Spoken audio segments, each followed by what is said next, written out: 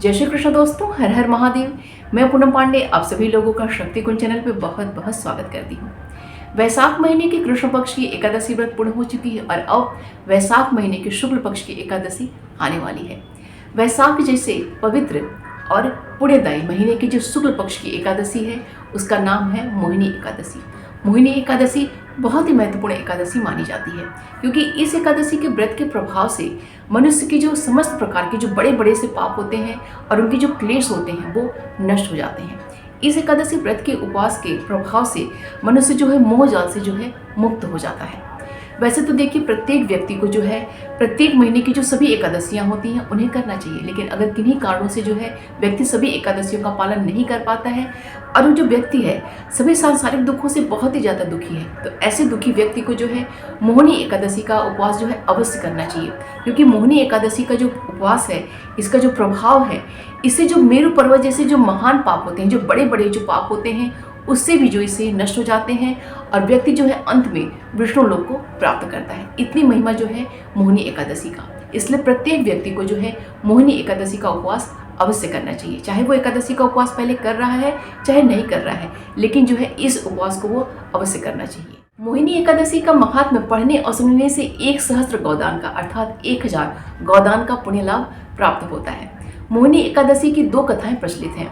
तो पहली कथा के अनुसार जब समुद्र मंथन हुआ था और समुद्र मंथन से अमृत की उत्पत्ति हुई थी, तो उस अमृत को लेके देवताओं और दानवों में जो है युद्ध छिड़ गया था। तो उस अमृत के बंटवारे के लिए भगवान विष्णु ने जो है मोहिनी स्वरूप धारण किया था और भगवान विष्णु का वो जो स्वरूप था मोहिनी स्वरूप इतना ज़्यादा मनमोहक था कि सभी जो है देवता और सभी जो राक्षस जो है उन पे मोहित हो गए थे। भगवान विष्णु ने जिस दिन जो है ये मोहिनी स्वरूप धारण किया था उस दिन जो है एकादशी तिथि थी और इसीलिए जो है इस एकादशी का नाम जो है मोहिनी एकादशी रखा गया था। भगवान विष्णु का वो जो मोहिनी स्वरूप था इतना ज़्यादा मंत्रमुग्ध कर देने वाला था कि इसी का जो है लाभ उठा के उन्होंने जो है अमृत का बंटवारा किया था, इसीलिए इस एकादशी को मोहिनी एकादशी कहा जाता है।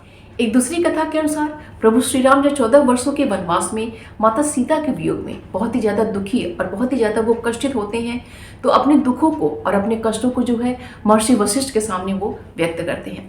महर्षि वशिष्ठ जो है उन्हें एक कथा का उन्हें श्रवण करवाते हैं और प्रभु श्री राम को वो जो है मोहिनी एकादशी का उपवास करने के लिए सुझाव देते हैं। प्रभु श्री राम जो है मोहिनी एकादशी का जो उपवास करते हैं इसके प्रभाव से जो है उनके दुख उनके कष्ट जो है वो दूर होते हैं और जो उनके ऊपर जो है मोह का जो जाल फैला हुआ था, उनके जो मोह से वो जो ग्रसित थे उससे वो मुक्त हो जाते हैं। आइए जानते हैं कि मोहिनी एकादशी का व्रत कब रखा जाएगा। तो 2025 में वैशाख शुक्ल पक्ष की एकादशी तिथि का प्रारंभ 7 मई दिन बुधवार की सुबह में 10:19 से हो रही है और यह तिथि हमें 7 मई दिन बुधवार को पूरे दिन और पूरी रात्रि में प्राप्त हो रही है और अगले दिन 8 मई दिन गुरुवार को दोपहर में जो है 12:29 पे एकादशी तिथि समाप्त हो रही है। उसके पश्चात जो है द्वादशी तिथि प्रारंभ हो जा रही है। तो भले ही 7 मई दिन बुधवार को हमें पूरे दिन और पूरी रात्रि में एकादशी तिथि मिल रही है क्योंकि 10:19 पे एकादशी तिथि प्रारंभ हो जा रही है, पूरे दिन और पूरी रात्रि है, लेकिन इस दिन जो है मोहिनी एकादशी का व्रत नहीं रखा जाएगा क्योंकि यह इस दिन की जो एकादशी है वो दशमी युक्त एकादशी है और हमारे शास्त्रों में दशमी युक्त एकादशी करने का सुझाव नहीं दिया गया क्योंकि दशमी युक्त एकादशी किसी भी तरीके से हमारे लिए फलित नहीं होती है। हमारे शास्त्रों में हमेशा हमें द्वादशी तिथि युक्त एकादशी करने का ही सुझाव दिया जाता है। तो 8 मई दिन गुरुवार को जो है हमें उदया तिथि में एकादशी तिथि मिल रही है और दोपहर में 12:29 तक तो एकादशी तिथि है, उसके पश्चात जो है द्वादशी तिथि भी हमें प्राप्त हो जा रही है। इसीलिए यह जो मोहिनी एकादशी है यह 8 मई दिन गुरुवार को मनाई जाएगी क्योंकि शास्त्रों में हमेशा द्वादशी तिथि युक्त एकादशी करने का सुझाव दिया जाता है। तो सभी स्मारतों जो है वैष्णवों और इस्कॉन मंदिर सभी जगह जो है यह मोहिनी एकादशी 8 मई दिन गुरुवार को मनाई जाएगी। 8 मई दिन गुरुवार की जो मोहिनी एकादशी है वह हर्षण योग में संपन्न हो रही है और हर्षण योग सभी शुभ कार्यों के लिए बहुत ही उपयुक्त और श्रेष्ठ माना जाता है। इस दिन जो है उत्तरा फाल्गुनी नक्षत्र और हंस नक्षत्र का संयोग हमें प्राप्त हो रहा है। इस दिन का जो राहु काल है वो दोपहर में 1:35 से लेकर दोपहर में 3:14 तक है। जो मोहिनी एकादशी है वो हर्षण योग में संपन्न हो रही है और इसके साथ ही साथ गुरुवार का दिन प्राप्त हो जाने से इस एकादशी का महत्व जो है बहुत ही ज़्यादा बढ़ गया है क्योंकि गुरुवार का दिन तो वैसे ही श्री हरिनारायण को समर्पित माना जाता है, इसलिए इस बार की जो मोहिनी एकादशी है वो बहुत ही अच्छे संयोग में संपन्न हो रही है। 7 मई दिन बुधवार को जिस दिन जो है एकादशी 10:19 से प्रारंभ हो जा रही है उस दिन जो है हमें कुछ चीज़ों का हमें ध्यान रखना चाहिए। क्योंकि जब एकादशी तिथि लग जाती है तो एकादशी तिथि लगने के पश्चात चावल का सेवन हमें नहीं करना चाहिए, चाहे हम व्रत कर रहे हो चाहे हम ना कर रहे हो। चावल का सेवन हमें नहीं करना चाहिए। तुलसी के जो पत्र है उसे हमें नहीं तोड़ना चाहिए। एकादशी तिथि में औरतों को जो है अपना बाल नहीं धुलना चाहिए, अपने जो है हेयर कट नहीं करवाना चाहिए, अपने नाखून जो है नहीं काटना चाहिए।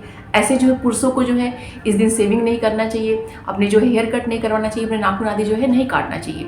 ठीक है, तो 7 मई दिन बुधवार को 10:19 से पहले, ठीक है, आप जो उसके पहले जो है सुबह सुबह जो अर्ली मॉर्निंग जो है आप अपना जो भी कार्य जो है आप अपना संपन्न कर लीजिए। चाहे आपको अगर हेयर कट करवाना है, चाहे बाल धुलना है, चाहे नाखून वगैरह जो भी काटना है वो आप अपना कर लीजिए।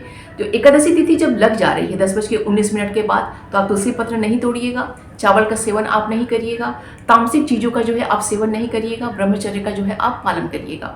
क्योंकि एकादशी तिथि लग जाने पे हम सभी को व्रत हम भले ही अगले दिन हम कर रहे हैं, लेकिन जो है कुछ कुछ नियमों का हमें ध्यान रखना चाहिए।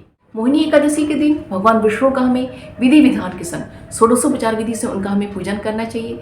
इसके अतिरिक्त हम विष्णु सहस्त्र नाम का पाठ कर सकते हैं, भगवान विष्णु के 108 नाम का पाठ कर सकते हैं, हम जो है विष्णु चालीसा का पाठ कर सकते हैं, लक्ष्मी चालीसा का हम पाठ कर सकते हैं, श्रीमद् भागवतम का हम पाठ कर सकते हैं, भगवद गीता का हम पाठ कर सकते हैं, रामचरितमानस का हम पाठ कर सकते हैं, गजेंद्र मोक्ष का हम पाठ कर सकते हैं। ठीक है, और ज़्यादा से ज़्यादा हमें मंत्रों का जाप करना चाहिए। देखिए, मंत्रों के जाप में अगर आप गुरु दीक्षित हैं तो जो आपको दीक्षा मिली हुई है उस मंत्र का आप जाप कीजिए, अन्यथा जो है आप जो है ओम नमो भगवते वासुदेवाय इस मंत्र का जाप आप कर सकते हैं, या फिर ओम विष्णुवे नमः इस मंत्र का जाप कर सकते हैं, या फिर आप जो है ओम नमो नारायणाय इस मंत्र का जाप कर सकते हैं, या फिर कृष्णाय वासुदेवाय हरे परमात्मने प्रणतः क्लेशनाशाय गोविंदाय नमो नमः इस मंत्र का जाप कर सकते हैं, या फिर हरे कृष्ण महामंत्र जो है हरे कृष्ण कृष्ण कृष्ण हरे हरे, हरे राम राम राम हरे हरे इस मंत्र का आप जाप कर सकते हैं। क्योंकि देखिए ये कलयुग है, तो कलयुग में मंत्र जाप नाम जाप इसकी बहुत ही ज़्यादा महिमा है।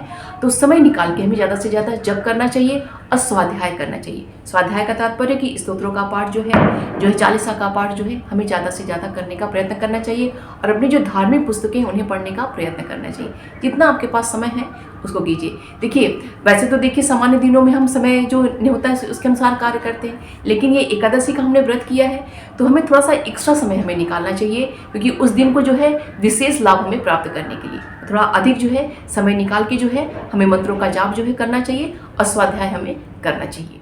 8 मई दिन गुरुवार की जो मोहिनी एकादशी है इसका जो पारण है, अर्थात जो इसका जो व्रत तोड़ने का जो दिन है वह 9 मई दिन शुक्रवार को किया जाएगा। तो धर्म सिंधु कैलेंडर के अनुसार इसका जो पारण मुहूर्त है वो सुबह में 5:19 से लेकर सुबह में 7:58 तक है, और इस्कॉन कैलेंडर के अनुसार इसका जो पारण मुहूर्त है वो सुबह में 5:17 से लेकर सुबह में 9:43 तक है। तो आप अपनी सुविधा अनुसार जो है आप अपने इस एकादशी का पारण कीजिएगा, क्योंकि एकादशी का पारण अर्थात जो व्रत तोड़ा जाता है हमेशा पारण मुहूर्त में ही करना चाहिए, तभी जो है हमें इसका पूर्ण लाभ हमें प्राप्त होता है। तो उम्मीद करती हूँ कि ये वीडियो आप सभी के लिए बहुत ही हेल्पफुल होगा।